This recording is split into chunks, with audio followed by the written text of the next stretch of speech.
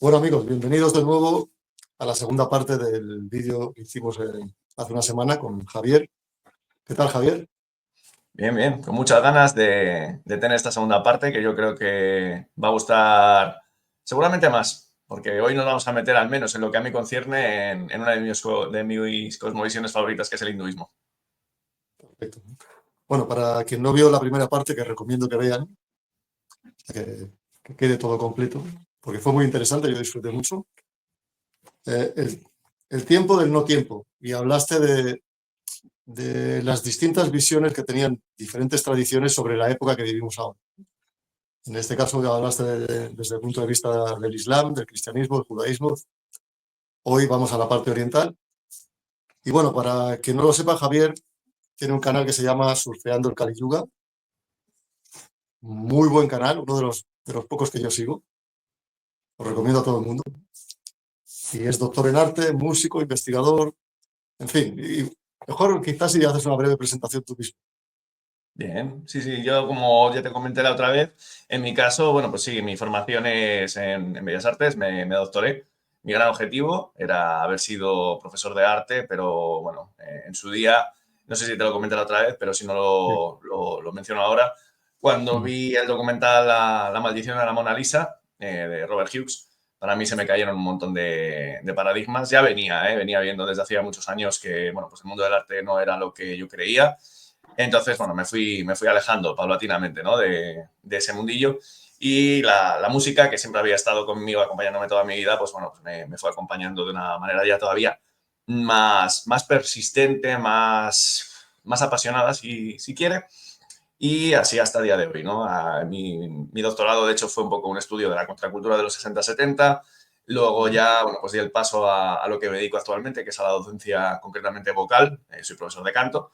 Y bueno, pues esta investigación que yo vengo haciendo paralela, ¿no? Es como mi vida un poquitín más esotérica, vamos a llamarlo de esa forma.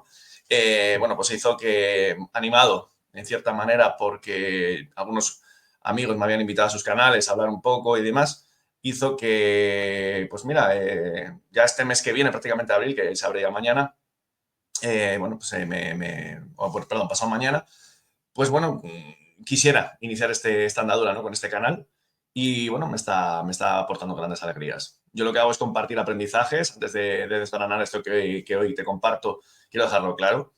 Son aprendizajes que yo voy, bueno, pues simplemente sintetizando poco a poco y que me están haciendo de la mejor manera posible, en base a mis capacidades, comprender, ¿no? Este mundo en el que vivimos y este momento en el que estamos viviendo. No tengo ninguna verdad, simplemente son meras hipótesis, pero bueno, a mí me van cerrando y, como te digo, me están haciendo surfear bastante mejor.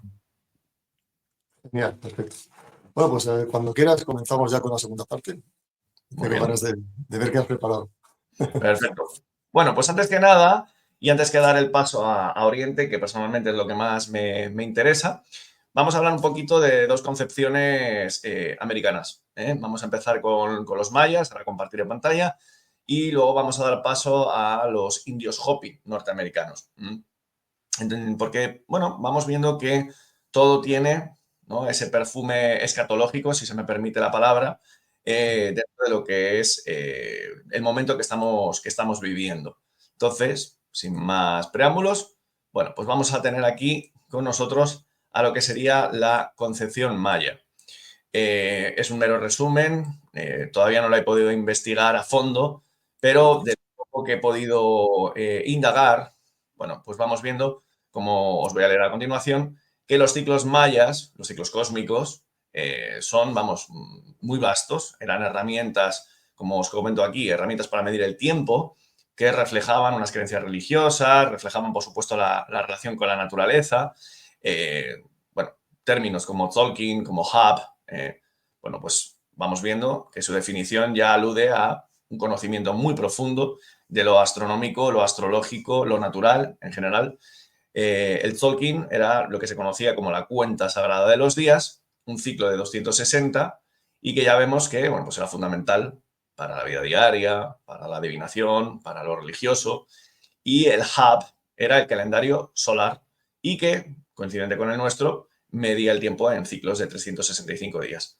Entonces ya vamos viendo que en Mesoamérica, y en este caso me he detenido en los mayas, estoy seguro que otras culturas de la zona también tendrían este conocimiento vastísimo, había la redundancia, un conocimiento muy profundo, Daniel, de lo que era la naturaleza cíclica del tiempo. Que como el otro día te comenté, bueno, pues nosotros totalmente adheridos a esa idea de progreso lineal, ese progreso expansivo que lo abrahámico y, por supuesto, ni que decir, lo científico actual nos ha metido en nuestro inconsciente, asumimos como única realidad.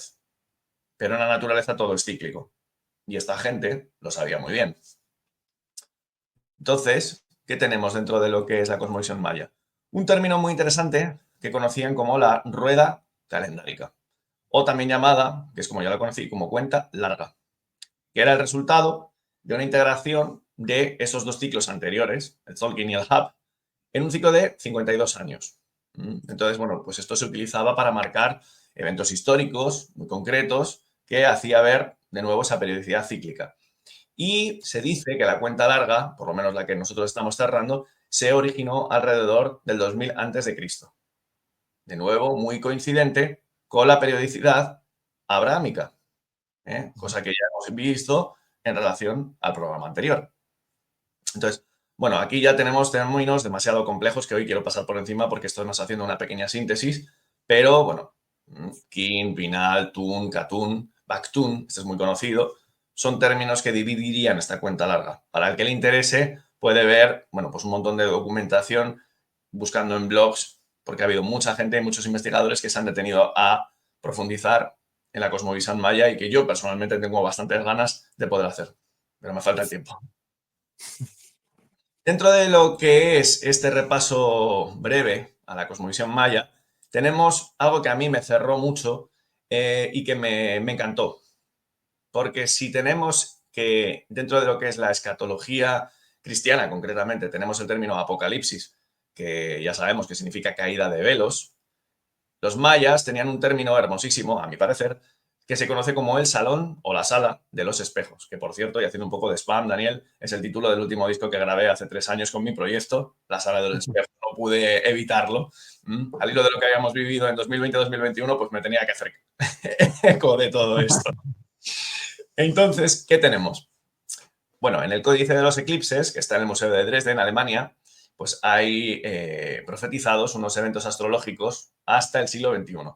Claro, aquí comento con una precisión impresionante. A ver, abro paréntesis. No se me escapa de que debido a la colonización que sufrió el continente americano a partir de los imperios europeos, que ya sabíamos que estaban en manos de Roma y de la Iglesia, es más que posible que todo esto haya sido mancillado para hacerlo coincidir con las profecías bíblicas. No se me escapa, no se me escapa. Pero yo aquí lanzo la información. Poco a poco iremos discerniendo. Entonces, ¿qué ocurre? ¿Por qué comento esto? Porque dentro de ese códice de los eclipses, los mayas, bueno, pues dejaron 7 profecías. 7, que es el número sagrado bíblico. 7, que lo encontramos también en el Apocalipsis, con los 7 sellos, las 7 trompetas, alusivo a los 7 chakras, a los 100, porque claro, siempre hay que aludir que todo eso también va en correlación con lo que es un ser humano individual. Por supuesto. Claro, o sea, tiene todo que ver. O sea, como es arriba, es abajo. Claro, ¿qué ocurre? Y aquí tenéis el título de el porqué de esta, perdón, de esta presentación, porque le he llamado el tiempo de no tiempo. Porque la primera profecía de los mayas nos hablaba del tiempo de no tiempo, que era un periodo de 20 años, o Catún, que abarcaba desde el 92 hasta el famoso 2012. Acordaos que el 2012, por aquellas fechas y años anteriores, todo el mundo estaba prácticamente acojonado porque según los mayas acababa el mundo. Y no es que acabara el mundo. Hicieron hasta una película que un meteorito caía y destrozaba todo. Pero no, parece ser que según esa tradición acababa esa cuenta larga. Y el 21 de diciembre del 2012, bueno, pues comenzó el Salón de los Espejos, en el que estamos justo en medio, que al parecer también dura hasta el 2032. Para el que le interese esto, y aunque es un divulgador con el que tengo muchas diferencias, pero cuando dan el clavo, dan el clavo, Emilio Carrillo, en 2016, y en el canal de Mindalia, ya que os lo dejo una capturita, tiene una charla muy bonita de apenas 15 minutos, La sala de los espejos, la era en la que vivimos desde 2012. Al que le interese que la vea, está muy bien y habla de cosas que yo creo, sinceramente, que cierran para comprender este contexto. Dicho esto, y para cerrar el tema maya, si hacemos un pequeño flashback, los mayas hablaban o anunciaban de que el 11 de agosto del 99 se iniciaba el kayak, o la tormenta perfecta. Una tormenta que precedía a una gran transformación y que íbamos a entrar en el gran salón de los espejos. Claro, ¿qué ocurre? Estamos acostumbrados, como veréis en el vídeo de Carrillo, a ver siempre todo fuera, a esperar 3 días de oscuridad y que el sol se tape, a que los espejos aparezcan a medida de que, bueno, pues tal vez hipotéticos salvadores hagan, no sé, una especie como de broadcasting en el que destapen toda la polémica del Deep State. Y no digo nada más. Pero claro, todo esto alude realmente a una época de revisión y revelación que es más interna que externa. Como el otro día te comenté, Daniel, tú en tu canal has hecho un trabajo y estás haciendo un trabajo magnífico en lo que respecta a pues toda esa problemática de psicopatía, de narcisismo y a todo ese empuje y arremetida del mal desde lo más profundo de los seres humanos a nivel conductual. Y claro, esto está quedando totalmente patente en esta época en la que vemos que si hay un problema, entre otros, es el enorme vacío existencial que conduce a la gente a obrar de una manera pues muy incoherente. Aquí tenemos el salón de los espejos, que si nos fijamos es un término prácticamente idéntico a caída de velos. El que quiera ver, que vea. Entonces, bueno, a mí esto me cierra bastante.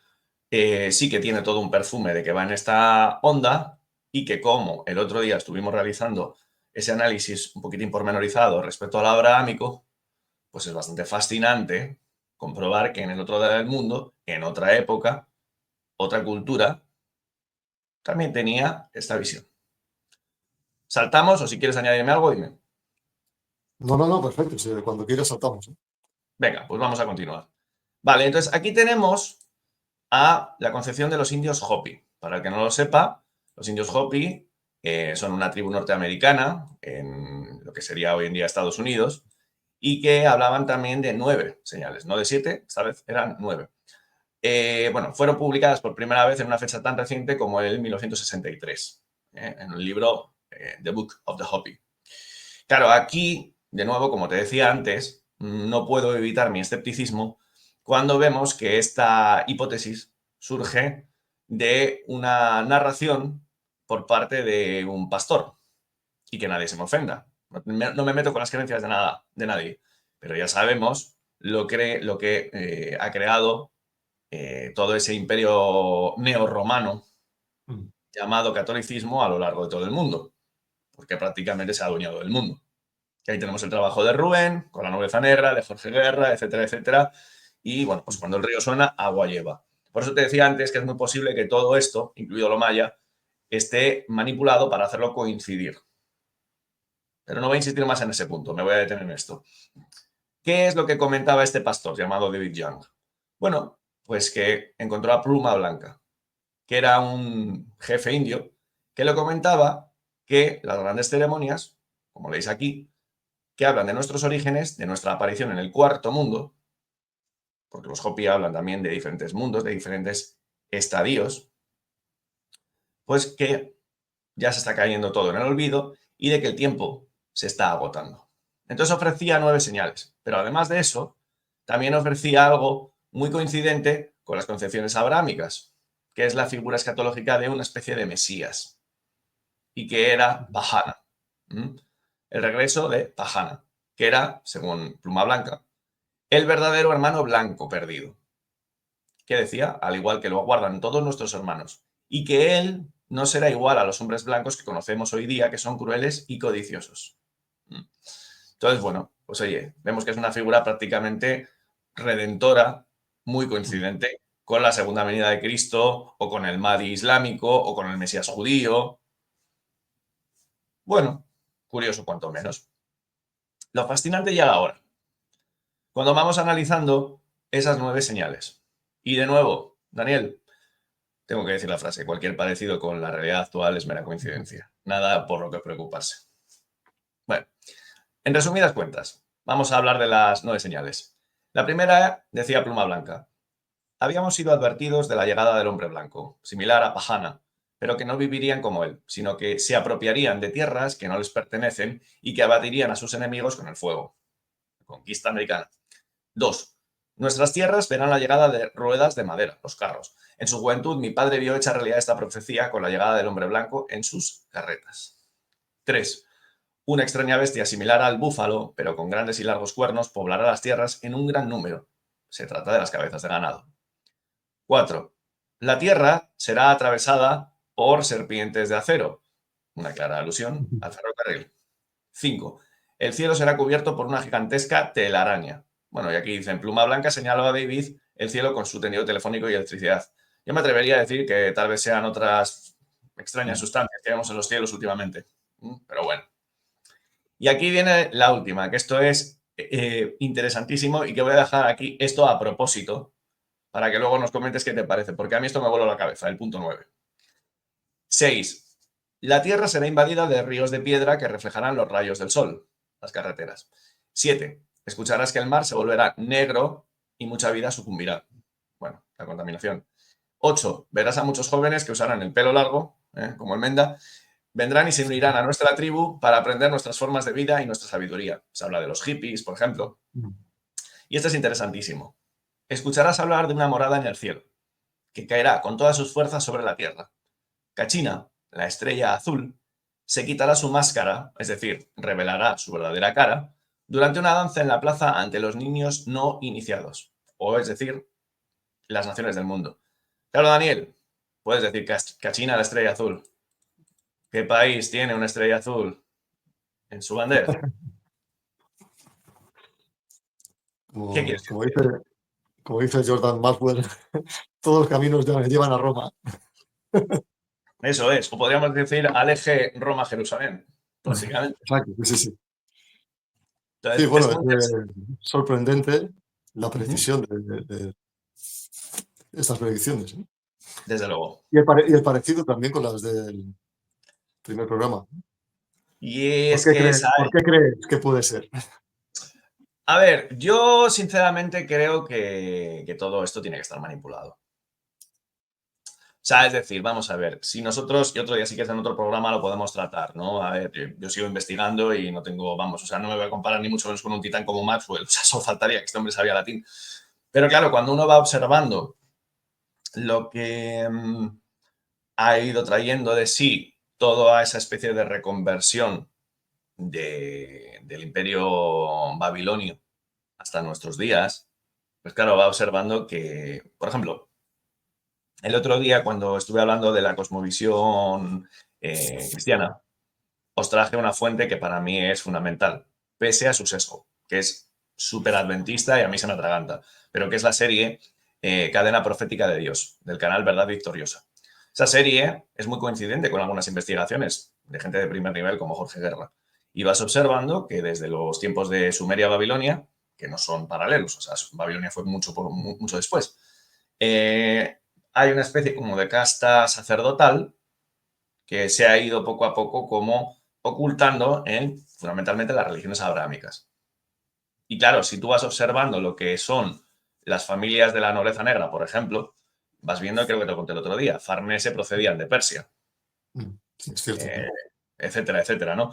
Entonces, claro, ¿qué es lo que ocurre? Bueno, da la impresión de que hay una serie de altos iniciados que se parapetan detrás de lo abrahámico, detrás de las familias de las que siempre se habla, Rockefeller, Rothschild y demás, y que, bueno, pues van gestando una especie de guión.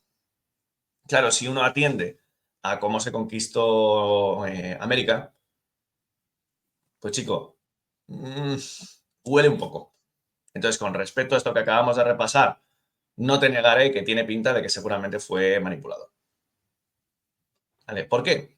Acordémonos cuando estuvimos en el programa pasado hablando de que, ante todo, lo que comentan las religiones abrahámicas es, como decía Jordan Maxwell, astroteología.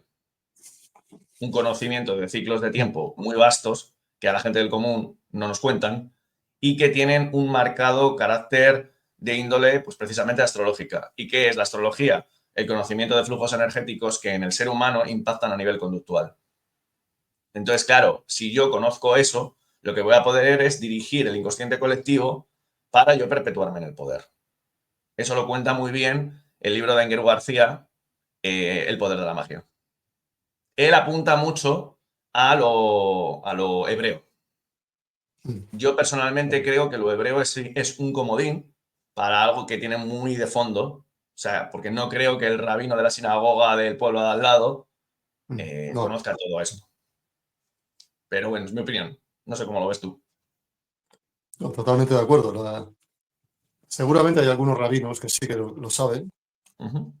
pero saben, lo que saben es que es astroteología, básicamente.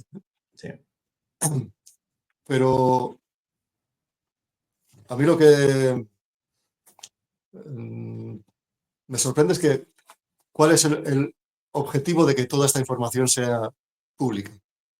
Porque la mayoría de la gente la ve, pero no la entiende. Vale. Quiere decir que tienes que tener cierto bagaje. Y a ver, por ejemplo, la gente que está iniciada en, por ejemplo, los Rosacruces o masones, Ujú. muchos conocen un poco esta información. Sí, Y a pesar de la mala fama que tienen, la mayoría de gente que hay es buena gente, sí, sí, sí. Muy excepto la cierto. gente que quizás está arriba del todo. Mm. Entonces, lo que has dicho antes para mí es la clave. Hoy precisamente me acaba de llegar un libro, lo he estado hojeando, Ujú. tiene muy buena pinta, si se confirma ya te lo diré. Vale. Es una chica que ha hecho ah, un análisis esotérico de la Biblia. Ya sé que no es una novedad, que otra gente lo ha hecho, Sí, sí. pero por lo que he ojeado, ella lo liga mucho con el tema del yoga, la Kundalini, por ejemplo, y, y creo que tiene razón. Mm. Hay, todo esto es como si tuviera varias lecturas. El otro día una Ujú. amiga me dijo, no, tú has leído la Biblia, porque se enteró de que había leído la Biblia hace poco, pero no puedes opinar porque eres un novato, tienes razón. Y hay muchos niveles de interpretación de la Biblia. Sí, Pero para mí solo hay uno que importa, y es el interno, el esotérico. totalmente de acuerdo. El resto es, yo le llamo polvo y paja. Y y en el resto de tradiciones igual, ¿eh? No solo en la tradición cristiana, también en el budismo, en todas partes. En todas partes. Pero para mí lo más fascinante que estoy descubriendo en el último año Ujú. es que hay un hilo común, hay una verdad que comparten todas Sí. y no varía mucho. O sea, por ejemplo, para mí, lo que he ido descubriendo últimamente me ha sonado algo que ya tenía totalmente asimilado sin darme cuenta, que porque vengo del Kung Fu y del Qigong, del taoísmo y el budismo. Es, es exactamente igual y cambia, y a veces las palabras tampoco cambian mucho. Eso es lo más curioso. Es que das el clavo. Das en el clavo. Yo en ese sentido siempre trato, y perdona si te he cortado, pero siempre trato de integrar conocimiento. A ver, mira, yo por ejemplo que he estado durante un tiempo y tengo intención de volver estudiando libros de Cábala.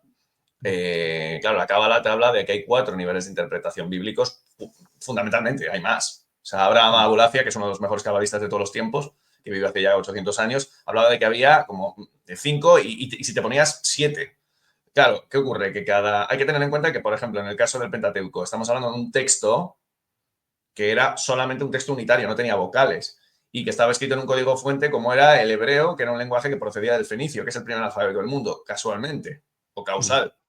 Entonces, claro, ¿qué ocurre? Que cuando das con alguien, como alguien a quien yo admiro muchísimo, que ojalá algún día tengo que hablar con él, que es Eduardo Madirolas, profesor de matemáticas, físico y también cabalista, madrileño ya de 70 y bastantes años, te vas dando cuenta de todo lo que esconde. Por ejemplo, un pequeño matiz, aunque no nos estamos yendo del tema, estamos integrando todo, Ah, ¿no? Por ejemplo, el primer versículo de la Biblia, en el principio Dios creó los cielos y la tierra, en hebreo, creo que era Bereshit, Baraj Elohim, y no me acuerdo de más, pero no es hebreo. Pero fíjate, cuando lees a Madirolas te vas dando cuenta que te dice, a ver, claro, la primera letra de la Biblia es B, es Bet, Bereshit. Bet en hebreo alude al mundo de la dualidad. La letra que queda fuera es Aleph, que es la conciencia de unidad, el Tao. Entonces, ya con eso, ya solo con eso, solo con la primera letra de la Biblia te está diciendo que sepas que aquí lo que te estamos hablando es de la creación del mundo de la dualidad. La conciencia de unidad está antes. Y claro, todo es alusivo a tu trabajo interior. Entonces, claro, ahí es donde vas. De hecho, te recomiendo muchísimo, teniendo en cuenta la investigación que estás haciendo. Si quieres, te mandaré por privado cosas de Madirolas. Es extraordinario. Madirolas, por ejemplo, tiene unos vídeos súper hermosos de cómo construir el cuerpo de luz. Y él te lo dice. Dice, no, si el cuerpo de luz es lo que los budistas llaman el cuerpo de vacío. Es lo mismo. Es lo mismo. Y de hecho, hace 3 días, estuve viendo una entrevista un poco farragosa con el Haran Beck, que es un rabino de la Neturei Karta, una organización antisionista de rabinos ultraortodoxos, y el hombre decía, no, si nosotros cuando decimos que somos el pueblo elegido no somos en plan un pueblo supremacista, lo que estamos diciendo es simplemente que somos pues, como un pueblo, como el pueblo budista, que somos gente que estamos guardando una tradición de acercamiento a lo divino, pero no que seamos pero otra cosa es lo que haya hecho el sionismo. Entonces, claro, hay mucho que discernir. Lo que pasa, que creo que estás de acuerdo conmigo, que dentro de lo que es este campo de investigación en el que estamos ambos metidos, y yo creo que todos los espectadores y toda la gente que estamos dentro de este círculo escéptico, caemos muchas veces en la facilidad. Un día, si quieres, podemos hablar de ello. Sí, sería muy interesante. Somos un poco, y lo siento, porque también en tono de mea culpa, somos un poco vagos, ¿eh? Nos gusta mucho aferrarnos a ideas en lugar de coger y soltar y que vaya llegando la información y empezar a discernir. Pero eso equivale a un gran esfuerzo. Ya, porque es mucho más cómodo aferrarte a algo que coincida con lo que tú piensas que debe ser. Exacto. Ese es el gran problema. Yo del tema de la cábala he leído muy poco, o sea, no puedo opinar. Pues te Entonces, encantará. Seguro Porque si que vienes sí. de la tradición taoísta, yo ahora estoy leyendo sobre el Tao y te va a encantar. Porque es que Seguro, pero tiene un montón de... ya me recomendarás algo Sí. para poder iniciarme, porque tengo un par de libros, pero aunque están muy bien escritos, digamos que no. Me ha pasado exactamente igual que con el gnosticismo. Digamos que son las dos corrientes con las que parece que tengo algún prejuicio, quizá, no lo sé. Puede Pero ser. necesito que alguien me lo explique mejor. Te podría recomendar, si quieres, te lo digo ya mismo, ¿eh? Y para que los espectadores también. Recomiendo siempre 2 fuentes. Para mí, una primero antes que otra. La primera sería el libro Introducción al mundo de la Cábala, con K y 2 Bs, de Zef Ben Shimon Halevi. Luego te lo mando si quieres. Es un libro precioso, muy bien ilustrado, integrador, te habla con otras tradiciones, te lo empareja. Y luego, por otro lado, para mí una fuente fundamental, que es El camino del árbol de la vida, en 2 volúmenes, de Eduardo Madirolas. Además del vídeo que tiene Eduardo Madirolas sobre el árbol de la vida en Mindalia. Ahí es donde te das cuenta de que dices, aquí hay algo muy profundo. Que luego todo eso esté siendo utilizado por altos iniciados para generar... Que no me cabe ni uno. Es que vivimos en la dualidad.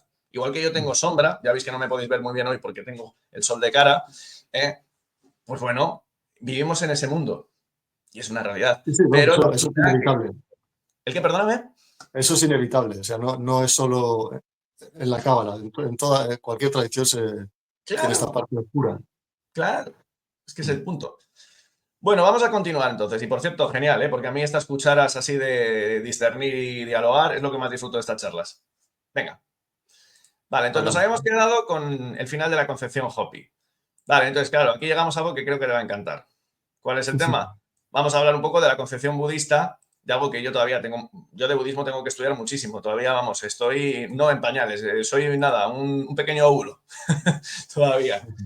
Pero bueno, dentro de lo que es el budismo, y aquí me puedes aportar muchísimas cosas tú, se conoce todo lo que sería nuestro momento actual como el último día de la ley. Si el budismo tiene 3 edades del Dharma, de lo que sería el orden natural, bueno, pues habría una era que se conocería como Mapó o Mofa, que sería la era del deterioro del Dharma y que también se conoce como el último día de la ley. Duraría unos 10.000 años y en ella, prácticamente igual que idénticamente a Kali Yuga, que luego lo vamos a analizar, la ley cósmica, ese Dharma, bueno, pues se deterioraría un montón, ¿no? Declinaría. Como pongo aquí, los templos existen en forma, pero no en sustancia. La gente se corrompe y se vuelve más mundana y los seres poseen pocas virtudes para alcanzar la iluminación. Lo curioso de todo esto es que cuando uno va repasando algunos textos budistas que fui indagando sobre ello para ver qué veracidad tenía esto, pues se va dando cuenta de que, bueno, pues parece ser que hay ciertos textos recogidos de, supuestamente, boca del mismo Buda, en el que hablaba que unos 2500 años después de su paso por la Tierra se iba a producir este último día de la ley. Y entonces tenemos uno de ellos, el Sutra sobre la extinción del Dharma, y he recogido un par de párrafos, ¿no? Entonces, de nuevo, tenemos ese parecido con la actualidad. Hay un lenguaje un poco críptico, pero os lo voy a leer porque es muy interesante. Y lo podemos contrastar con lo que os he comentado hasta ahora de otras tradiciones y lo que vamos a ver luego, sobre todo con respecto a Kali Yuga. Paso a Súper. leerlos. Después de entrar en el Nirvana, cuando el Dharma esté a punto de perecer, durante la malvada era de las 5 turbiedades, florecerá el camino de los demonios. Los seres demoníacos se convertirán en sramanas. Ellos pervertirán y destruirán mis enseñanzas. Los monásticos usarán el atuendo de laicos y preferirán ropa elegante. Sus fajas de precepto estarán hechas de tela multicolor. Usarán estupefacientes, comerán carne, matarán a otros seres y se deleitarán con su deseo de comida sabrosa. Carecerán de compasión y albergarán odio y exhibirán celos incluso entre ellos mismos. Las masas trabajarán duro y sufrirán mientras los funcionarios locales tramarán y planificarán. Esto último me suena mucho. Nadie se adherirá a los principios. En cambio, la raza humana se multiplicará, convirtiéndose en las arenas del lecho oceánico. Las buenas personas serán difíciles de encontrar, a lo sumo habrá uno o dos. A medida que el león llegue a su fin, las revoluciones del sol y la luna se acortarán y la vida de las personas disminuirá. Tremendo, ¿no? Tremendo. Entonces, aquí tendríamos también una fuente, que fue una pequeña actualización que hice para esta presentación hace poco. No lo voy a pronunciar porque haría el ridículo, os lo podéis imaginar.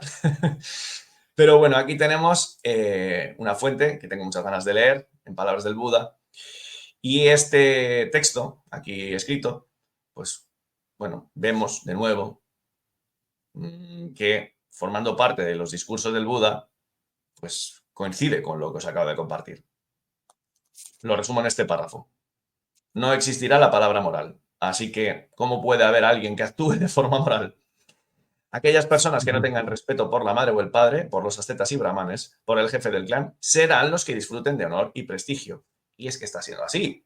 Es Estamos una aplaudiendo la borregada. descripción de la actualidad Totalmente. perfecta. Bueno, pues llegamos a el punto que a mí más me interesa. No sé si quieres añadir algo, ¿eh? Perdóname que a veces voy con el piloto automático. No, mira, yo hace unos años Ujú. quería escribir un artículo sobre la espiritualidad y la psicopatía. Y lo escribí en mi blog antes de tener mi canal de YouTube. Sí.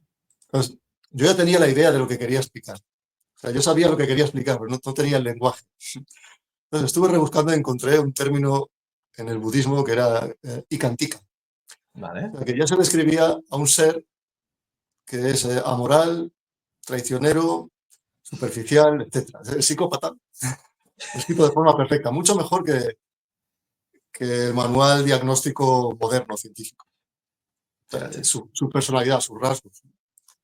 Entonces, se decía algo muy importante porque en el budismo se dice que las personas tenemos, dependiendo de cada uno, mejores raíces o no, raíces espirituales. O sea, una persona con pobres raíces es una persona que lo tiene difícil para cultivarse espiritualmente. Pero todo le va en contra. Quizá es poco inteligente o quizá es muy egoísta, mil cosas. O vete a saber, o son las circunstancias de su vida también. Y me encontré con esa palabra, ikantika, y definía perfectamente al psicópata. En la Biblia también está descrito el psicópata, por la simple razón de que el psicópata no es otra cosa que una mala persona y ha existido siempre. Claro. No un tipo de ser distinto a nosotros, simplemente que en su caso es nuestra parte mala está magnificada, lo cubre casi todo en su ser, pero no quiere decir que no tenga algo bueno. Y esta mañana estaba pensando en hacer un vídeo, voy a hacer un vídeo explicando que que el psicópata también es un ser humano y tiene un corazón. Hablo del corazón como sede del espíritu, cualquier tradición. Tiene un Veo. corazón y también tiene capacidad de amor. Porque sé que mucha gente no quiere pensarlo, quiere verlo como un demonio. Yo ya sé que es gentuza, pero tiene capacidad de amor. Ama ciertas cosas. Ama el placer, ama el lujo, ama el poder y a sí mismo. Así mismo. De lo contrario, sé por experiencia que tendría que haber un signo fisiológico estadístico, que sería enfermedades del corazón. Y no, ellos no tienen mayores problemas de salud que el resto de gente. ¿Por qué? Porque también tiene su parte de amor, pero está, digamos que está hacia adentro. Eh, entre comillas, ellos viven hacia afuera, pero solo, el único objeto de su amor es hacia adentro, es hacia ellos mismos. Es También exactamente lo, lo digo- que... también lo digo por la gente que siempre dice, no, ellos no se quieren ni a ellos mismos. No, no es así. Precisamente porque solo se quieren a ellos mismos, no hay espacio para nada más. Si quieres, un día cuando hablemos del mal, precisamente, y creo que esto eran palabras de Eduardo Madirolas, él definía que, claro, siempre digo, o de Antonio Blay, no me acuerdo de quién era, que había como dos vías, la centrífuga y la centrípeta. Y cuando uno es excesivamente centrípeto y solamente tiene un servicio extremo a sí mismo, Claro, ¿qué vamos a sí, sí. esperar? Y otra cosa, Sí, quería dime. comentar sobre la palabra dharma, porque yo he visto que mucha gente la usa. Ujú. Pasa igual que karma, la palabra karma, que lo expliqué la otra vez. No sé si lo expliqué, la gente dice, ¿por qué el karma no funciona? O ya el karma ya llegará, pero no saben lo que significa karma. Karma no es una especie de inteligencia que te castiga o te premia según te comportas. Eso no es así, eso es una fantasía. Karma es acción, causa-efecto, causa-efecto. ¿Cierto? Plantas un manzano, salen manzanas. No nacen gatos de un manzano. Exactamente. Eso sí.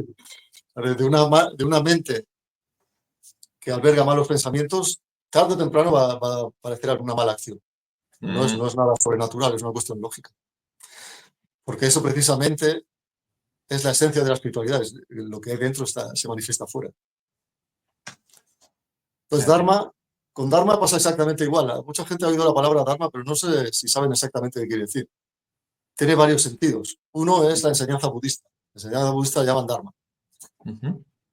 Eh, También, según el contexto, Dharma significa la realidad última, Vale. indiferenciable, Ujú. a diferencia del samsara. O sea, sería sinónimo a nirvana.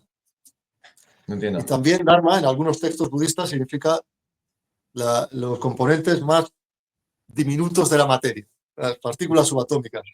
O sea que es una palabra engañosa, porque si no conoces el contexto, no sabes lo que quiere decir. Claro. Mm. Y como el budismo en cierto modo, es un hijo del hinduismo, es una evolución, Ujú. una rama. Hay muchas cosas que coinciden. El Kali Yuga también está en el budismo.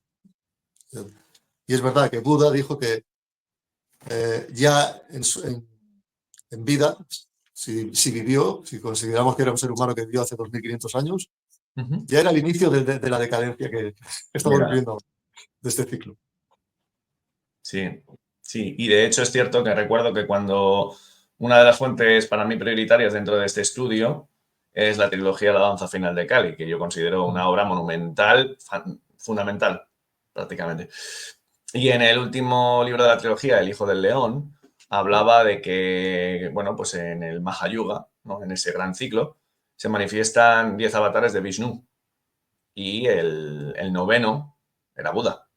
Después llegaría una especie como de noveno y medio, que sería la figura crística, que según su autor no sería el Jesús bíblico, sino algo más complejo, ¿no? Habría nacido en Medio Oriente, un poco más tirando hacia Kazajistán, pero bueno, eso es otro tema. Y el último sería Kalki, del que vamos a hablar ahora después.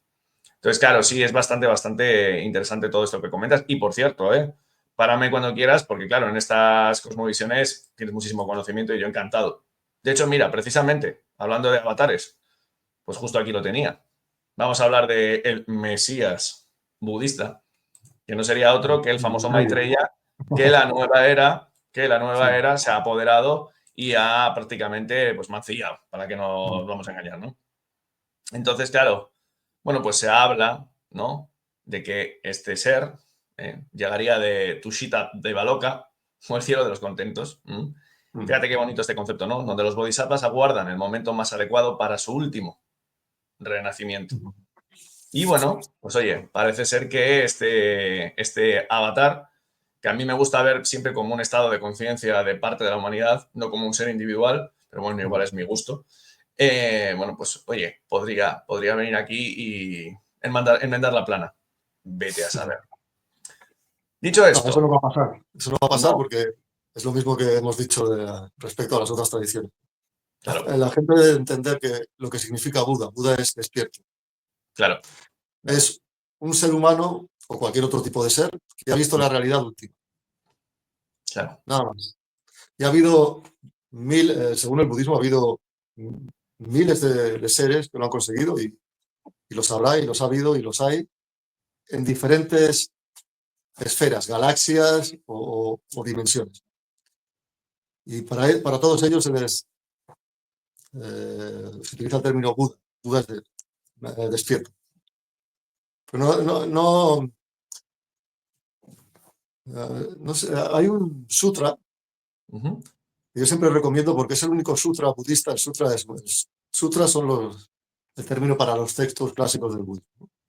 El único sutra que se atribuye a una persona que no sea Buda, tiene ese honor, se llama el Sutra de la Plataforma. Ajá. Y son las enseñanzas de Huinen. Huinen es un nombre chino, en japonés Vale. Eno. Creo que fue aproximadamente el siglo V o sexto de nuestra era. Ujú. Este, este hombre es el patriarca del budismo Zen, después de Bodhidharma, el más importante. Vale. Y era analfabeto. Él vio la realidad última. Y las enseñanzas, después, como en el caso del Buda, las registraron sus discípulos. Pero él siempre me quedé con una frase que era, no es literal, más o menos.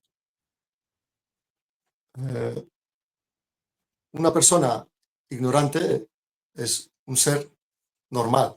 Una persona que ve la realidad es un Buda. No hay ninguna diferencia entre ambos, es solo el cambio de la percepción. Claro. Como dije la vez que estuve en tu canal, Ujú. uno no va a ningún sitio. Es simplemente tu mente se expande, pesa la diferenciación. Ya eres Dios, con mayúsculas. Omnisciente, omnipresente, omnipotente, eterno. En cuanto piensas, tu mente conceptual comienza a funcionar y ya eres otra vez un ser humano mortal. Es así. Mucha gente piensa que no le gusta escuchar esto porque piensa que es muy simplista, que tiene que haber algo distinto. No, para mí no. Esa es mi opinión, ¿eh? Pero Y es una coincido. opinión fundamentada en el budismo de verdad. Esa es la esencia del budismo. No lo que pasa hoy en día en el budismo comercial que vemos, por ejemplo, en Barcelona. Ajá. A los centros budistas de cualquier tradición. Sobre todo hay dos en España, Zen y tibetana, Vajrayana. Todo parafernalia. Es lo mismo que has dicho antes, tú, queda solo el ritual.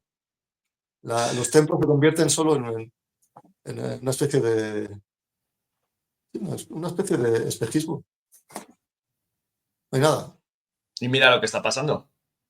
Porque esto da para otro tema. Si quieres ya hablaremos un día. Una de las presentaciones y de hecho investigaciones que yo tengo abiertas también y que es de mis favoritas, lo que pasa es que ahora no estoy con ella, es el tema de la evasión espiritual. A día de hoy, y se va observando, todo el mundo quiere superpoderes. Por ejemplo, hace 4 o 5 años, esto se hizo, claro, gracias, bueno, oye, hizo un trabajo maravilloso. El astrólogo Robert Martínez popularizó muchísimo el tema de los viajes astrales. Y claro, que está muy bien, pero claro, el tema de los viajes astrales, que yo profundice mucho en ese asunto, demanda una práctica y una iniciación muy profunda. Pero claro, ¿qué ocurre? Que como nos gusta mucho dárnoslas de buscadores espirituales, Ahora de repente todo el mundo que sueña con un mínimo de lucidez ya tiene viajes astrales. Ya. Yo no he tenido apenas viajes astrales. Sueños lúcidos, muchos. Viajes astrales he tenido 3 en mi vida. Y os puedo asegurar que no es lo mismo. No tiene nada que ver. O sea, porque cuando te desprendes del cuerpo, ahí la cosa ya ha cambiado sensiblemente.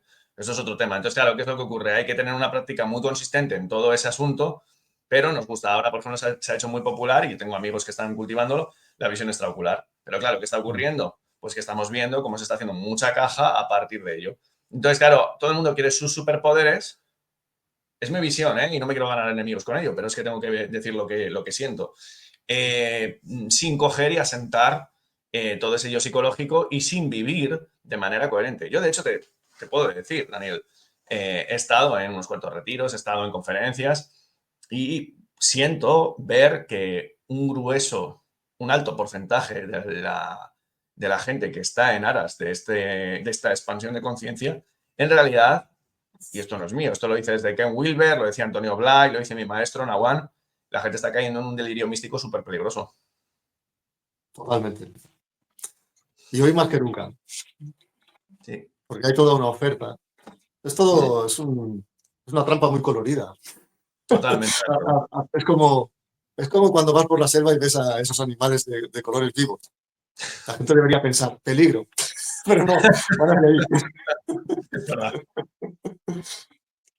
Totalmente cierto. Y además, aunque lo repito muy a menudo, me repito más que el ajo, pero para mí es muy importante. No hay espiritualidad sin una base moral, un fundamento ético. Eso es lo primero, en cualquier tradición. Porque estamos viviendo en este mundo todavía. Claro. Y yo mismo, por mi propia experiencia de mis años, me he dado cuenta que cuando yo hago las cosas bien, pienso correcto, actúo de forma correcta, porque tengo mis fallos y mis vicios, inmediatamente encuentro esa paz espiritual. No necesitas tantas otras cosas más esotéricas. ¿Me explico? Ahí está. Que no digo que sean malas, ¿eh? Aunque mucha gente se pierde.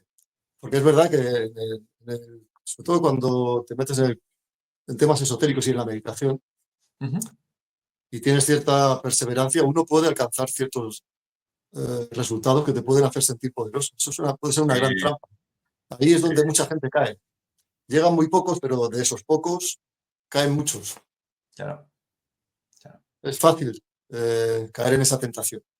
Sí, Pero si tienes esa base moral, te va a mantener anclado, te va a mantener en el camino correcto. Puedes tener un fallo, todo el mundo lo tiene, somos humanos. Te perdonas a ti mismo y rectificas, continúas. Pero mucha gente se desvía en el camino. Es una lástima, no lo estoy diciendo como crítica. Simplemente usando terminología budista, se están condenando ellos solos. Están perdiendo la oportunidad que tienen. Están desviando. pero es que, como decía Antonio Blay, la seducción de lo superior puede ser muy peligrosa. Porque, claro, él siempre hablaba, yo ya sabéis que tengo a Blay, para mí es, si no mi mayor referente, uno de ellos.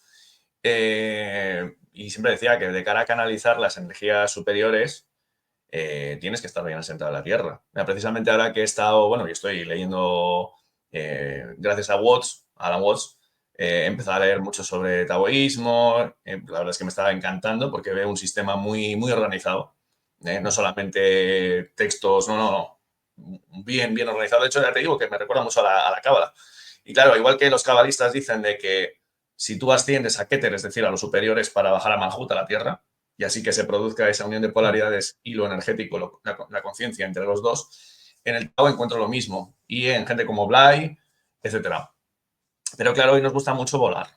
Pero es parte de nuestra época. O sea, no importa la tradición que revises, que te vas dando cuenta de que todas hablaban de que se iba a producir esto, ¿no? Esa voladura. Y es lo que se está aprovechando de manera para hacer mucha caja y para algo que a mí personalmente, pero porque yo soy un amante, confeso, del conocimiento, yo desde la tradición yogica sería un ñana, ¿sabes? A mí me gusta mucho el conocimiento y me gusta discernir y me gusta experienciarlo, por supuesto, no quedarme en meros libros. La falta de rigor, Daniel. Dentro de este estudio que estoy compartiendo contigo, bueno, y el otro día también, yo intento profundizar cuanto puedo dentro de lo que es mi tiempo. Y observo pues por ejemplo, lo que han hecho con la tradición yogica es terrible. Es terrible. Pero... Sí, ese es un buen ejemplo, ¿no? ¡buf! Eh, Pero... mucha gente, si tú le preguntas al público en general sobre el yoga, ya hace mucho tiempo que te dirán que simplemente eso es estiramientos y posturas raras y para relajarte. Pilates Pero con es que, incienso. ¿cómo? Pilates con incienso. Exacto. Y mujeres guapas, que mucha Eso es. gente va, por eso va a las clases, ¿eh? Precisamente se ha convertido en una especie de instrumento para yo quiero sentirme bien y Sí, además quiero tener un buen cuerpo. Por eso también atrae a tantas chicas jóvenes. No, claro. no es porque sean espirituales, porque no son más que los hombres, son exactamente igual, en la misma proporción. Y respecto a lo del taoísmo, no sé si vamos a entrar ahora, si no lo dejo para después. Pues mira, el taoísmo todavía no tengo la parte abierta Ah, dentro de vale. este estudio porque quiero hacerlo. Ahora nos vamos a meter ya como finalización de esta presentación, porque luego tenemos una tercera parte que haremos otro día, si te parece, que es, vale, bien, muy bien, os puedo adelantar si queréis ya para el siguiente fascículo. Vale, muy bien, sí. Daniel, Javier, nos habéis dicho todo esto, vale, de acuerdo, ¿y ahora qué? ¿Sabes? Porque claro, a mí no me gusta solamente verter conceptos sin más ni más, sino decir, vale, pero todo esto me sirve para algo. Me sirve para algo, me sirve para situarme en el contexto actual y de esa manera yo poder coger y obrar con la mayor coherencia posible. Pero eso lo dejaremos para la tercera y última Vale, parte. Y en cuanto a lo que es la visión escatológica taoísta china y demás, sí que tengo intención de añadirla. Lo que pasa es que, claro, de momento pues me ha faltado tiempo vale. para investigar. Vale, pues Pero antes de que bueno, siga, solo añadir una cosa sí, sí, claro, dime. sobre el taoísmo, porque yo vengo de las artes marciales chinas, la cultura china a mí me Ajá. encanta. Eso no quiere decir que me guste la China actual. La China actual es un país totalmente Uh, degenerado como cualquier otro. Total, No, hay una cosa que me gusta de ellos, es que siempre han sido sincréticos. Es la gente y prácticos. O claro. sea, en el mundo de las artes marciales tradicionales, ideal, el que ya casi se ha perdido, la gente podía ser eh, confucionista, taoísta y budista a la vez. Y a veces más cosas. A veces ni siquiera eran religiosos, pero igualmente tenían esa espiritualidad, no religiosa. Y también en el monasterio Shaolin, por ejemplo, era un monasterio budista, zen. Pero allí había taoístas, había confucianistas, había gente musulmanes, cristianos y gente sin religión. Claro, Porque iban a recibir el Dharma, que es otra acepción del término, la enseñanza. La enseñanza sobre la sabiduría cósmica, eso es el Dharma. claro. La enseñanza sobre la realidad última, cósmica. Entonces, mucha gente me he dado cuenta viendo algunos vídeos en YouTube que explican el taoísmo también a su manera, porque el taoísmo es bastante libre. Si tú lees la obra de Lao Tse, parece que este hombre era, y es verdad, abogaba por el Wu Wei, no acción, ser espontáneo, ser natural. Pues se olvidaban de que el taoísmo hay otro término que se llama Yu Wei, hacer lo correcto. Primero haces lo correcto y después te pones en manos de Dios. Todo se hará como tiene que ser. Pues también tiene una base moral muy fuerte, que tiene mucho en común con la enseñanza de Confucio. Por un lado, los taoístas buscaban la armonía con la naturaleza, con el orden natural. Ujú. Los confucianistas buscaban el orden social, pero se complementan muy bien, Ahí está. porque el taoísta, el ideal, como Lao Tse, Liu Tse y Chuang Tzu, estos eran hombres libres, ya no dependían de reglas morales porque ya hacían lo correcto sin darse cuenta. Pero no es el caso de la mayoría de gente. La mayoría de gente no está en ese nivel de cultivo. Necesitan una guía moral. Es Bueno, que, claro, no nos vamos a sí, comparar precisamente con sabios de la antigüedad que, entre otras cosas, lo que tenían eran no tantas distracciones. exacto, sí, sí. Y una dedicación, porque hay algo, y ahora antes de seguir ya con la tradición hindú, hay algo que, de hecho, en mi canal lo he comentado muchas veces, ¿no? Y lo comenté con esta entrevista. Para mí es de los mejores vídeos del canal, que es la entrevista que tuve con Swami Satyananda, a quien debo mucho del conocimiento que ahora os voy a compartir, y es la figura del maestro. Creo que lo dije hace poco, no sé si fue contigo en otro programa, que cuando yo Mm. hablo de Nawan, del ashram de Intihuaca en Argentina, que es un maestro de chamanismo, que también viene del yoga, del sufismo y demás, tiene diferentes síntesis que ha hecho en él mismo. Yo a ese hombre he tenido, ni sé la cantidad de consultas que he tenido con él. y le llamo con muchísimo cariño y afecto maestro, además de amigo. Y claro, ¿qué pasa? Que no es poca la gente que me ha dicho, el maestro eres tú. Tú no necesitas maestros. Y muchas veces me lo han dicho hace poco, ¿eh? O sea, en comentarios en los vídeos de YouTube. El maestro eres tú mismo y tu experiencia. ¿Por qué tú necesitas un maestro? Y claro, te das cuenta y dices, madre mía, la ignorancia, qué atrevida es, por favor, de verdad. Dices, o sea, que sí, claro que tu experiencia eres tú, claro que tu maestro, por supuesto, supremo, eres tú mismo porque está dentro de ti. Pero vamos a ver, o sea, un respeto, por favor, un respeto y una humildad a gente que viene con un bagaje de muchísimas más décadas de vida que yo y con un conocimiento tremendo. A mí, lejos de parecerme algo, no sé cómo decirlo, banal, me parece que esa admiración y esa humildad de dejarme aconsejar por alguien de su conocimiento o de gente como Swami o Marirolas, no importa la tradición, es algo maravilloso. Pero bueno, hoy nos gusta mucho jugar a los superpoderes, como decíamos antes. Y eso incluye una gran dosis de soberbia, al menos bajo mi punto de vista. Bueno, eso es así, acabas de dar en el clavo. Yo lo estaba pensando esta semana, porque eh, estaba pensando hacer algunas modificaciones en pequeñas cosas, o sea, a partir de mi experiencia en mi enseñanza, cuando enseño Kung Fu y Tai Chi, etc. Pero claro, yo me di cuenta de que si yo me comporto como un maestro es porque he tenido un maestro durante mucho tiempo. Ahí lo tienes. Yo le estoy muy agradecido. Claro, Y, los maestros son gente que han hecho el camino antes que tú. exactamente. Entonces te guían para que sepas por dónde puedes ir y por dónde te vas a desviar. Después, naturalmente, que eres tú el que tienes que hacer el camino, tienes que caminarlo. Sin un guía, puedes caer en esa arrogancia espiritual que no vas a ningún sitio. Precisamente esa arrogancia es una cosa que impide el cultivo espiritual. Es una trampa que te pones tú mismo. Pero mucha gente no se da cuenta. Hay gente que no se da cuenta de muchas cosas, pero no lo hace por arrogancia. Pero en este caso es mucho peor. O sea, la gente que piensa, no necesitas ningún maestro. Bueno, yo he tenido varios maestros.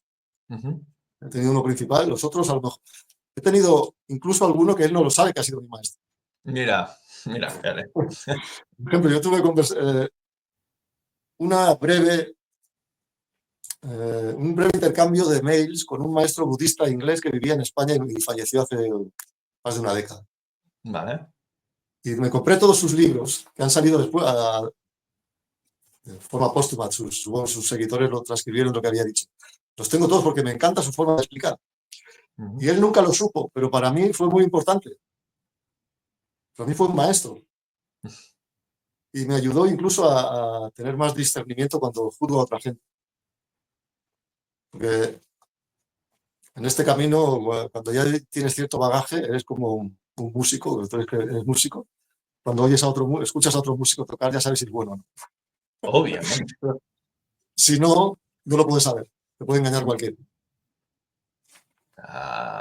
Esto daría para un programa entero, pero vamos, antes de dar el paso a lo siguiente, te puedo decir, o sea, si hay algo que yo aprendí precisamente de la cosmovisión cabalística, es que nosotros somos un clic de recepción, una vasija por la que va pasando información cósmica, que es lo que somos nosotros. Nos olvidamos que somos esa información transitando por este cuerpo, ¿no? Y ellos dicen, claro, el clic, la vasija, tiene que vaciarse para recibir nueva información. Pero, claro, tienes que tener siempre una fisura o un enorme boquete. Eso es Keter, por cierto. Keter o Sahasrara. Keter es el chakra superior en el árbol de la vida. Es el vacío que te comunica con el cosmos. Entonces, tenlo siempre abierto. Si una estructura se cierra, está perdida, porque automáticamente, y eso, por ejemplo, antes me has hablado de un concepto que yo he aprendido del taoísmo que me emociona profundamente, que es el Wu Wei. Y claro, el Wu Wei, vamos, sí, claro, fluye, pero fluye con unas garantías. Claro, sí, sí. Porque si no te vas a estancar y el agua estancada se pudre y se muere. Sí, porque si no, el Wu Wei malentendido también lo tiene el psicópata. El psicópata es un ejemplo de Ahí Wu está. Wei. Hago lo que me da la gana porque yo fluyo. La vida es así. No es Efectivamente. eso. No es eso. Tenemos que hablar un Todo lo día contrario. Daniel, tenemos que hablar un día del tema del delirio místico, ¿eh? Es un tema que a mí me encanta y creo que va a dar de sí. A mí me encantaría, porque además me gusta, soy poco follonero y me gusta meterme en esa fregada. Me divierto. Pues Vale, ya agendaremos algo porque me parece un tema, además, bueno, a los espectadores, oye, encantado de que comenten, ¿no? A ver qué opinan de semejante temazo. Pero para mí, hace poco veía un vídeo de Ramiro Calle y que decía, el ego espiritual es el peor de todos, porque encima creen que son mesías. Pero bueno, son señas de identidad. Hoy lo vamos a ir concluyendo ahora con esta última parte de la presentación. Son señas de identidad de nuestra época. Y una vez que precisamente yo por esto estoy compartiendo estas diapositivas con vosotros, bueno, y estas investigaciones, porque a mí me ayudan mucho a contextualizar el momento y a darme cuenta de que dentro de lo que es el sinsentido hay una coherencia dentro de ese sinsentido, ¿no? Y que te permite precisamente discernir. Siempre te va a hacer como de palanca. Entonces, vamos a meternos en la que yo, pues más por afinidad, más estudiado y que más cariño tengo, que es la hindú. Entonces, bueno, aquí lo voy a pasar de una forma un poco breve, ¿vale? Porque es que esto da para mucho y, Daniel, te puedo decir, a mí esto me marea, me marea. Porque cuando uno empieza a meterse en el conocimiento cósmico y de periodicidad cíclica que tiene el hinduismo, yo de verdad, chico, no sé de dónde han sacado todo esto, no sé qué es lo que ocurre, pero a mí me vuela la cabeza. Solamente con deciros que nosotros vivimos Kali Yuga, que sería la era más pequeña dentro del Maha Yuga, que sería un gran año, y Maha Yuga sería parte de un Manvantara, 71, nada menos. Y eso sería una vida de Manu, una especie como de padre primordial de la humanidad, ¿no? Y bueno, ya podéis leer, el que le interese, que haga una captura a esto y que se vuelva loco, como yo cuando lo estudié, porque vamos, es impresionante el tema de los ciclos cósmicos dentro del hinduismo. Entonces, bueno, vuelvo a decirlo, hay muchos temas aquí que podemos ver, investigar. Os invito a que leáis las Upanishads, son un despliegue de sabiduría impresionante, que el mismo filósofo Schopenhauer lo tenía en un altar, Henry David Thoreau, gente de primer orden, pensadores occidentales. Y también, que yo estoy empezando a investigar un poco, en los Puranas, que son los textos legendarios. Aquí tenemos, dentro de lo que son los Puranas, o textos de leyenda hindúes, el Kalki Purana. Y en él se habla de la figura escatológica de Kalki, que antes os he nombrado. Kalki, que iría, de nuevo, coincidentemente, en un caballo blanco, sería el que cerraría nuestro Mahayuga y llegaría al final de Kali Yuga. Entonces, sin meterme en estas cuestiones, porque ya os digo que es mareante, vamos a hablar un poco de Kali Yuga. Vale, ¿qué tenemos? Mahayuga, que sería ese ciclo de cuatro yugas, de 4 eras, muy coincidente con lo que son las edades del hombre de Hesíodo, ¿no? Oro, plata, bronce, hierro, y también la edad de los héroes. Bueno, pues tendríamos que cada era o cada fase sucesiva se caracteriza porque la siguiente es peor en cuanto a carácter dármico, si se me permite la expresión, que la anterior. Entonces, poco a poco se va produciendo una relajación moral que va llevando a la destrucción. Tiene un sentido. ¿Y cuál es? Que las gunas o cualidades de la energía, que estaría marcado arquetípicamente por las tres deidades hindúes, Brahma como rayas, ¿vale? Como el aspecto creativo, Vishnu o lo que sería Sattva como el aspecto equilibrante o preservativo, y luego tendríamos al famoso Shiva, que sería Tamas o la energía destructiva. Todo en la naturaleza, desde un pelo a cualquier cosa, está marcado por esas 3 condiciones energéticas. El Mahayuga, como manifestación cósmica de un periodo humano, también. ¿Y qué es lo que tiene? Que al principio en Satya Yuga, que sería la edad de oro, eso que, por cierto, tratan de convencernos los de la SH, eso sería realmente hiperbóreo. Eso sería realmente la edad de oro. El Satya Yuga, donde el ser humano es imagen y semejanza de lo divino. El estado edénico en la Biblia. Bueno, las gunas empiezan a desequilibrar. ¿Por qué? Pues porque toda una existencia. Nosotros no permanecemos siempre como bebés. Vamos poco a poco descendiendo en un marco experiencial. Bueno, pues el Mahayuga también. Y claro, ¿qué ocurre? Bueno, pues eso a nivel de conciencia y de moralidad va haciendo que, según vamos precipitándonos en Kali Yuga, todo poco a poco se empieza a desintegrar. El hinduismo lo representa como un toro y el toro va perdiendo apoyo y el Kali Yuga solamente tendría una pata de apoyo. ¿Por qué? Porque solamente tendría pendiente de un hilo esa moralidad. Por supuesto, dentro de ello, ya sabemos cómo le gusta jugar a la élite a sus pequeñas bromas, nos ponen en el CERN Mm. el arquetipo de Shiva como dios destructor. Y aquí tenemos a alguien a quien aprecio muchísimo, que he tenido el privilegio de entrevistar. A todos los que os esté gustando esta presentación, os emplazo a ver la entrevista que tengo en mi canal y ver, por supuesto, el canal de este hombre, Advaita Vidya. Hablo de Swami Satyananda Sarasvati. Tiene varios libros, tengo muchas ganas de leerme su legado, y entre ellos, hace poco revisé Llenaré los tres mundos de dicha divina, un libro precioso sobre hinduismo. Y en él he rescatado estos 3 párrafos, que de nuevo, cualquier parecido con la realidad actual, Dani, pues es mera coincidencia.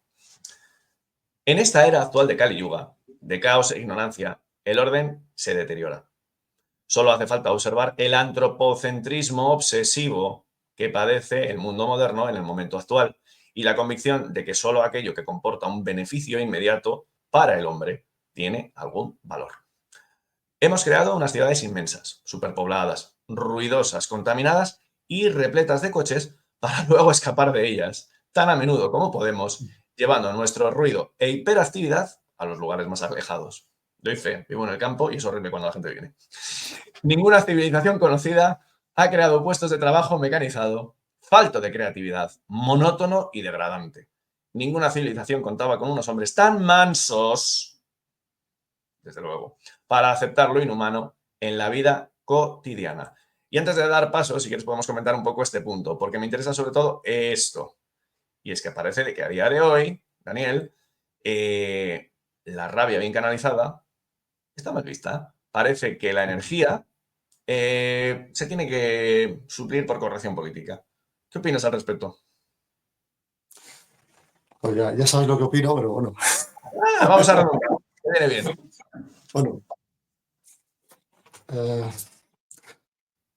vivimos una era donde el ser humano, especialmente la energía masculina, se ha vuelto dócil, inofensiva, superficial,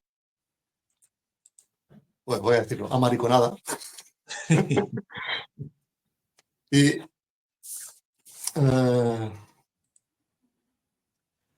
eso naturalmente va a crear una respuesta opuesta. También estamos viendo ya el surgimiento de un pequeño grupo de hombres que es todo lo contrario, es el extremo contrario, hipermasculinizados en lo peor. Sí. Arrogantes, narcisistas, no fuertes realmente, No. a pesar de que predican que son yo soy fuerte, soy independiente, a mí nadie me puede toser, etcétera, pero no. Cualquiera que conozca a un hombre que es de verdad fuerte sabe que no es así. La fuerza se transmite, no hace falta ni hablar. Totalmente de acuerdo con lo que las 3 citas del libro. Fantástico. Recomiendo también que vean el vídeo en el que hiciste la charla en tu canal, que fue, pensé, bueno, aquí en España también hay gente de altamente espiritual. No está todo perdido, siempre hay una llama. Ahí lo tienes. Y quería decir una cosa también que me he olvidado. La palabra Dharma también significa en algún contexto fenómenos. Mira. Todo es un Dharma. Un elefante es un Dharma. Yo soy un Dharma. La pantalla del ordenador es un Dharma. O sea que depende. Pero Interesante bueno, esto. no sé si lo mismo que ellos utilizan la figura de Shiva en el CERN, que es más bien una burla porque Shiva también representa la realidad última, por lo poco que yo sé de hinduismo, aunque me interesa mucho, quizás es lo que más me interesa después del budismo y el taoísmo. Y ellos lo representan como, para mí es una especie de burla, como suelen hacer siempre, es una inversión satánica, de la forma más terrenal, mundana, que en ese caso es la destrucción. El destructor de mundos, Shiva. Pero Shiva también es un creador, simbólicamente. Ahí está.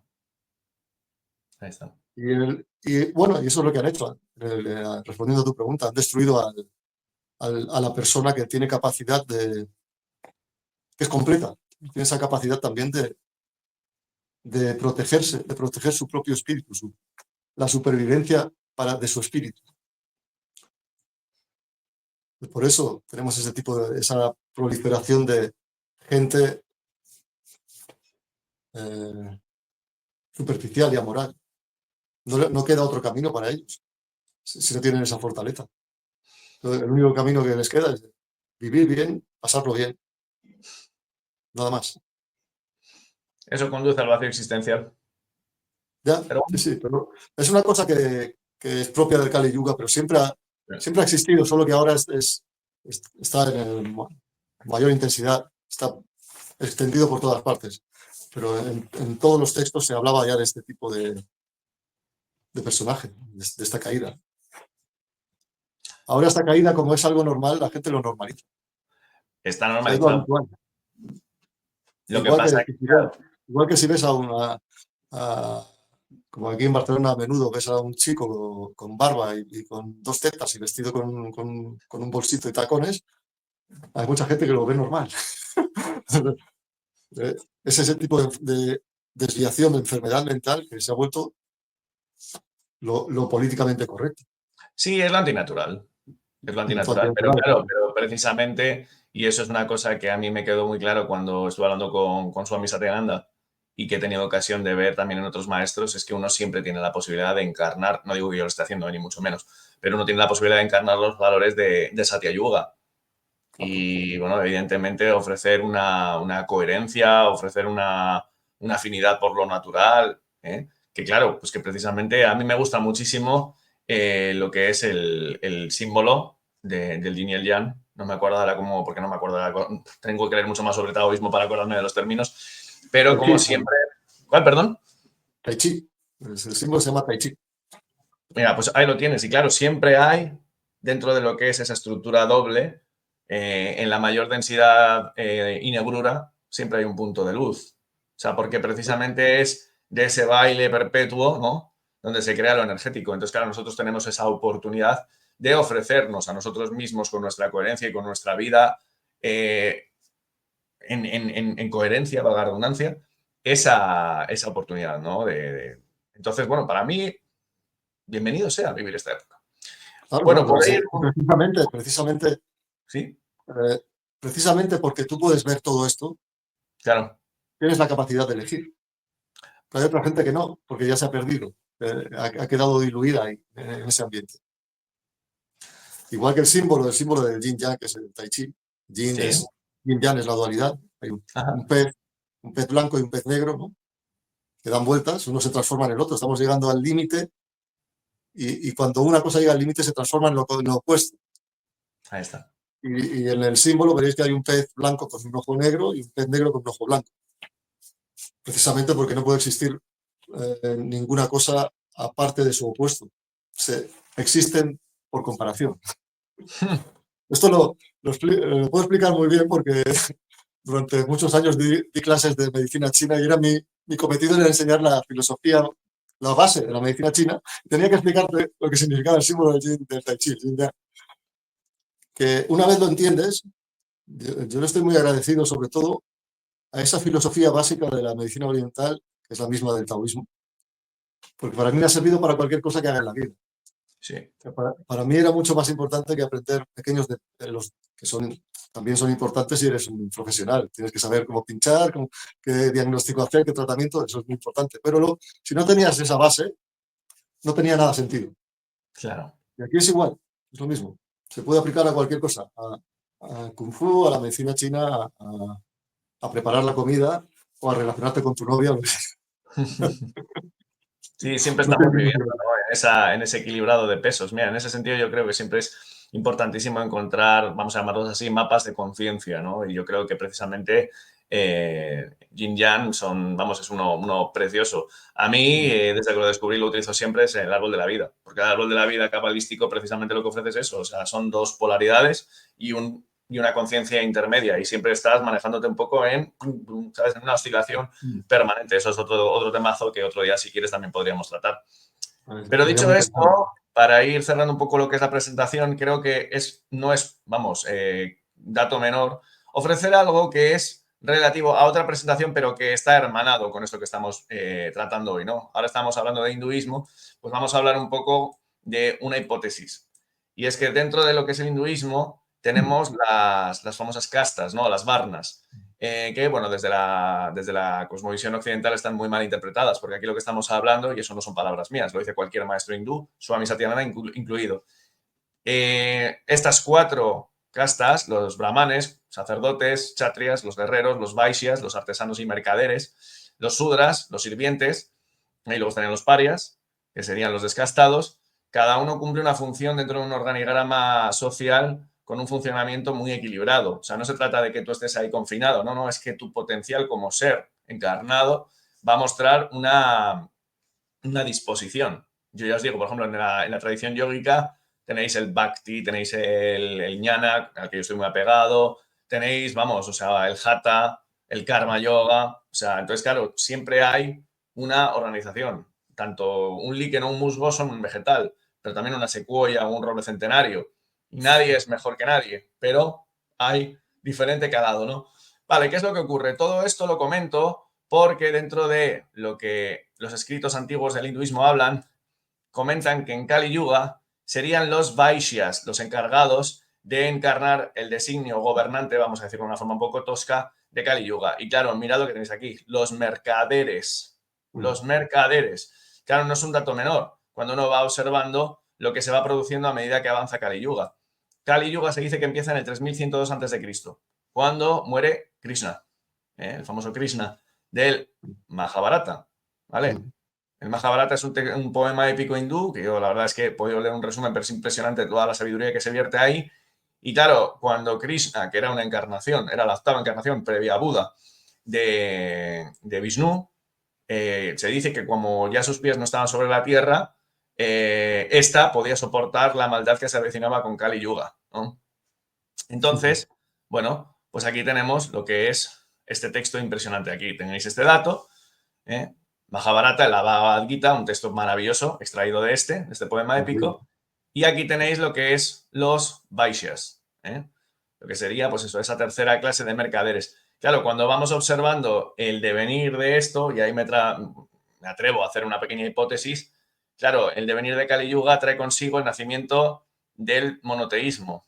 La primera religión monoteísta fue el zoroastrismo, que, bueno, pues se desarrolló a partir de ciertas inmigraciones, de India pasaron a Persia, etcétera, etcétera. Claro, esto estoy haciéndolo una síntesis tremenda, estoy resumiéndolo mucho. Pero claro, cuando uno se va viendo lo que son las inmigraciones, que por cierto es muy coincidente y mucha casualidad, de que también por línea periódica los famosos házaros también tenían mucho que ver con esto muchísimos siglos después, no me quiero meter aquí porque esto es demasiado largo, pero claro, vamos observando de que los siguientes monoteísmos, no digo que estuvieran desarrollados con el zoroastrismo, pero apuesto a que sí, no he indagado mucho. Bueno, pues aquí vamos viendo dónde nace el monoteísmo abrahámico. Bueno, pues en nada más y nada menos que Sumeria, que por línea periódica coincide un milenio después de la muerte de Krishna. ¿Y por parte de quién? De Abraham, que nació en Ur de Caldea, una ciudad sumeria. Aquí tenéis lo que era Sumeria en aquella época. Y claro, ¿qué ocurre? Bueno, pues aquí tenéis lo que es esa deriva entre lo que era Caldea y Egipto, Abraham con los magos caldeos, y claro, ¿por qué os estoy trayendo esto? Esto es de otra presentación. Pero claro, si tenemos que los magos caldeos, los desarrolladores de astrología y numerología, estaban emplazados en lo que era Sumeria, y estamos hablando de que Sumeria desarrolló el sistema de deuda más antiguo, y en la cosmovisión hindú te están hablando de que los regentes de Kali Yuga son los Vaishyas o los mercaderes, pues Daniel, cuando el río suena, amigo mío, agua lleva. Entonces, claro, ¿qué ocurre? A mí me gusta siempre estar oscilando entre diferentes cosmovisiones. No me quiero quedar solamente con lo cabalístico o lo gnóstico, no me quiero quedar solamente con lo oriental. Cuando vas cogiendo datos de aquí, de aquí, de aquí, de aquí, de aquí, las cosas se empiezan a cerrar. Entonces, no quiero dar una sentencia categórica con respecto a esto que aporto, pero hay visos de que puede ir por aquí. Porque nosotros, 5.000 años después, seguimos todavía con esto, ¿eh? Y Mm. más que nunca. Ya cierro. No, Os he hablado totalmente de demasiado. acuerdo. Sí, dime, Totalmente de dime, perdón. acuerdo. Has establecido una relación lógica, ¿no? Yo creo que la gente que quiere investigar más, que lo haga. O sea, yo siempre digo que hagan los deberes, igual que lo has hecho tú. Pero para mí tiene bastante sentido. Sí. Yo opino igual que tú. Yo cuando vi eso, Hay, por cierto, que recomiendo, fue hace poco, hace unos meses que leí el Bhagavad Gita, que se convirtió ya desde entonces en uno de mis favoritos de la historia. Y impresionante lo que está metido ahí. curiosamente, yo tenía ese libro muy bonito e ilustrado, es precioso, es un libro muy pequeño, que me lo habían regalado en el 2010, me lo había regalado una mujer, con una dedicatoria. Y nunca lo tenía ahí y nunca lo había leído, lo tenía hasta han pasado 15 años. Pero cuando lo leí, enseguida reconocí, quizá por mi entrenamiento todos estos años, lo entendí todo perfectamente. Pensé, wow, qué genial, qué forma tan preciosa y directa de explicar lo que es la esencia última y cómo debes comportarte aquí. O sea que esa ha sido la puerta, por eso me he comprado un montón Me pasa exactamente igual que tú. Tengo mucho interés por el hinduismo últimamente, ¿eh? Y tengo ahora 4 libros que me he comprado para empezar a leer. O Es sea, como impresionante. Es impresionante la sabiduría vertida ahí, ¿eh? O sea, para mí es una tradición increíble que me está aportando mucho. Sí es cierto, te puedo decir, y de manera totalmente atrevida y posiblemente ignorante, seguramente me refutaré en el futuro, que es verdad que no encuentro igual la organización tan precisa y tan mental, que yo tal vez estoy todavía muy contaminado por ello, que encuentro en la Cábala y que también encuentro el taoísmo, ¿no? Donde todo está muy clasificado, muy organizado de una manera súper potente. El hinduismo yo lo veo como más poético, pero tiene precisamente esa hermosura, claro, sí, sí. ¿sabes? Bueno, pues darte las gracias de nuevo porque ha sido genial. O sea, se me ha pasado súper rápido. He estado totalmente absorto en todo lo que mostrabas. Te agradezco el trabajo en nombre mío y de la gente que nos ve. Espero que lo vea más gente porque resulta que en mi canal, cada vez que me desvío del tema principal del canal, no sé qué pasa. Bueno, supongo que es natural. Hay gente que no le interesan tanto estos temas, aunque a mí Claro, me interesan más en realidad. Pero claro, son pequeños, ¿cómo diría yo? Pequeños placeres que tú participes y puedas hablar de estos temas en mi canal. O sea que gracias. ¿Eh? faltaría Y más.